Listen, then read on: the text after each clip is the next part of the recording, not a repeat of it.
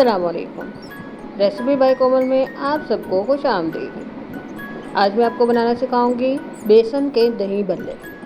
सबसे पहले हम एक बाउल लेंगे, उसमें बेसन को ऐड करेंगे। बेसन छना हुआ होना चाहिए। बेसन को ऐड करने के बाद इसमें हमने नमक डालना है और गरम मसाला और हल्दी और 1 टेबल स्पून इसमें जाएगा बेकिंग पाउडर। अगर बेकिंग सोडा है तो वो हाफ चम्मच आप डाल लें, और अगर बेकिंग सोडा है वो पाउडर है तो आप 1 चम्मच डालें। इन सबको डालने के बाद आपने इसको पानी डालकर मिलाना शुरू कर देना।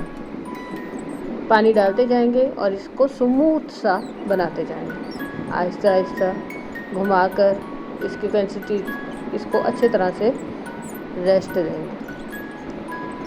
देखिए, ये ऐसा हो जाना चाहिए कि पहले आप इसको गाढ़ा सा मैश करेंगे, और जब गाढ़ा हो जाने के बाद फिर आप इसको हल्का हल्का आहिस्ता आहिस्ता पतला करेंगे। अब एक पॉट रखकर उसमें ऑयल को गरम कर लेंगे। ऑयल गरम करने के बाद मैंने 1 बाय 1 चम्मच के साथ इसमें पकोड़े डालना शुरू कर देंगे। ख्याल करें कि आपने चम्मच के साथ डाल दें, और फिर ये देखें जब इसका कलर अच्छे से ब्राउन हो जाए तो आपने इनको निकाल लेना है।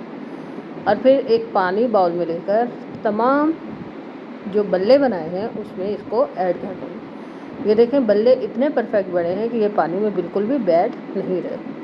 जब ये पानी के ऊपर होंगे तो ये बिल्कुल सेट होंगे। हम तमाम दही बल्लों को इसमें ऐड करते जाएंगे और पानी की क्वांटिटी को उसके मुताबिक बढ़ाते जाएंगे। पानी डालते जाएंगे और जब तक ये फूलना चाहते हैं हम इनको फुला लेंगे। ये देखें बाउल भरकर जो है वो दही बल्लों का तैयार है, और पानी के साथ मैंने इसे फुल कर दिया।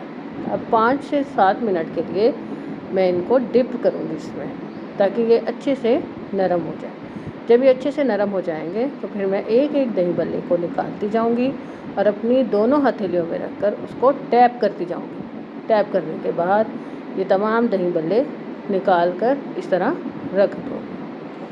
1 बाय 1 आपने इसको नरमी के साथ आराम आराम से टैप करना है। टैप हो जाए और बल्ले निकल आए आपके, तो फिर आपने एक बाउल लेना है और उसमें दही को ऐड कर देना है। दही ऐड करने के बाद इसमें धनिया, पुदीना और हरी मिर्च की चटनी को मिक्स कर लेना है, और फिर एक बाउल लेंगे और उसमें तमाम दही बल्लों को डेकोरेट करके रख देंगे। ऐसे रखना है कि आपने एक दूसरे के ऊपर इसको नहीं लगने देना।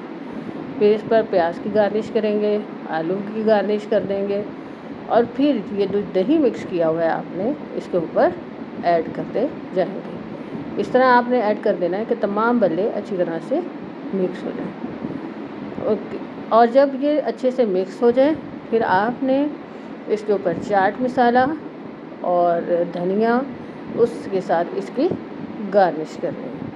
ये हल्का सा चाट मसाला को हम डालते जाएंगे और इसकी गार्निश करते जाएंगे। ये देखें कितने टेस्टी दही बल्ले बनकर तैयार। मेरी रेसिपी अच्छी लगी है तो लाइक करें, शेयर करें और सब्सक्राइब करें।